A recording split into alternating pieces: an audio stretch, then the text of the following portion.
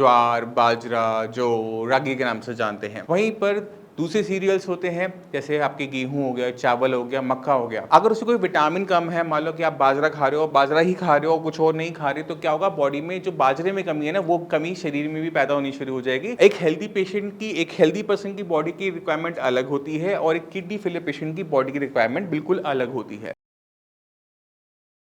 नमस्कार, मेरा नाम है डॉक्टर पुरु धवन और आज इस वीडियो में हम बात करने वाले हैं मिलेट्स के बारे में, जिनको हम ज्वार, बाजरा, जौ, रागी के नाम से जानते हैं। क्योंकि बहुत सारी हम वीडियोस देखते हैं यूट्यूब पे जिन पे इनके फायदे गिनाए जा रहे होते हैं किडनी पेशेंट के लिए। तो एक्चुअल में क्या उसके फायदे हैं, क्या नुकसान है, उसको हम डिटेल में डिस्कस करने वाले हैं इस वीडियो के अंदर। तो दो टाइप के अन्न होते हैं, एक होते हैं मिलेट्स जो मोटे अन्न होते हैं जिनके अंदर फाइबर की मात्रा ज्यादा होती है और कार्बोहाइड्रेट्स कम होते हैं और ये हमें रोज खाने पे पतला करते हैं, हमारा वेट गेन नहीं होने देते, बॉडी में मिनरल ज्यादा जाते हैं, फाइबर ज्यादा जाते हैं, तो बॉडी में एनर्जी अच्छी बनी रहती है। वहीं पर दूसरे सीरियल्स होते हैं जैसे आपके गेहूं हो गया, चावल हो गया, मक्का हो गया, जिनका सेवन करने पे कार्बोहाइड्रेट्स बॉडी में ज्यादा जाते हैं, फाइबर कंपैरेटिवली कम होता है, मिनरल्स दोनों में ऑलमोस्ट बराबर बराबर ही होते हैं, तो ज्यादा फर्क उसमें होता नहीं है। मगर हमने क्या मिलेट्स खाने हैं, क्या इसके फायदे हैं और क्या नुकसान है, इसको हम डिस्कस कर लेते हैं इस वीडियो के अंदर। तो जितने भी रागी है, बाजरा है, जौ है, अगर कोई भी किडनी फेलियर का पेशेंट किसी भी मिलेट को लंबे टाइम तक कंज्यूम करता रहेगा तो उसकी बॉडी में दिक्कत आएगी, क्योंकि कोई भी चीज, खाने की चीज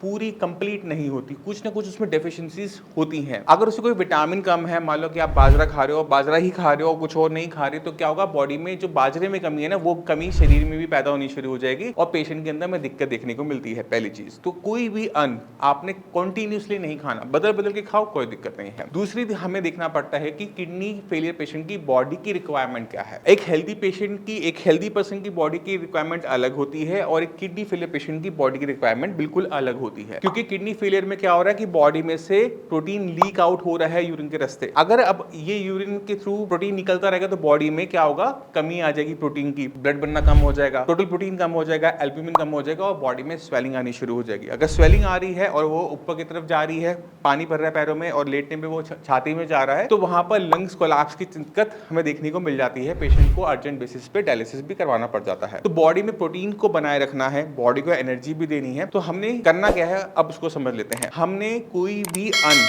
चाहे गेहूं, चावल हो, बाजरा हो, रागी हो, जो हो, कॉन्टिन्यूसली नहीं खाना। आप उसे बदल बदल के खाओ, सब कुछ आपकी बॉडी में जाता रहेगा, बॉडी सही तरीके से चलती रहेगी। और आपने ध्यान क्या रखना है कि अपना बॉडी का जो वेट लूज नहीं करना। अगर आपकी बॉडी वजन कम होना शुरू हो जाएगा तो वहां पर आपकी दिक्कतें बढ़नी शुरू हो जाती हैं और हमारा एक जो लाइफलाइन है वो कम हो जाती है। अब आप सोचोगे कि लाइफलाइन क्या, जब किडनी खराब होनी शुरू होती है और सबको पता है कि ये सेल्फ प्रोग्रेसिव डिसऑर्डर है, आपकी किडनी धीरे धीरे पूरी की पूरी खराब होगी। अब आपका पास ट्रीटमेंट क्या होता है कि इसको जितना हो सके इसे होल्ड कर लो, धीरे धीरे वो बढ़े या ना वो बढ़े, इतना मैक्सिमम किया जा सकता है। क्रिएटिनिन लेवल डाउन हो जाता है बट उसको वहां पर मेंटेन करना भी बहुत ज्यादा जरूरी होता है। अगर आपकी बॉडी वीक हो रही है, कमजोर हो रही है, तो वहां पर दिक्कत क्या है कि डायलिसिस की जो लाइफलाइन है ना वो बंद हो जाती है। क्योंकि अगर बॉडी बहुत वीक है, आप डायलिसिस करवाने जाओगे तो सर्वाइवल खत्म हो जाता है, सर्वाइवल नहीं हो पाता लंबे टाइम तक। तो हमने क्या करना होता है, बॉडी के अंदर हमें एनर्जी भर के रखनी होती है। फैट है, मसल्स हैं, आपको अच्छी मात्रा में बॉडी में चाहिए होते हैं। जो मसल्स हैं, ये फैट हैं,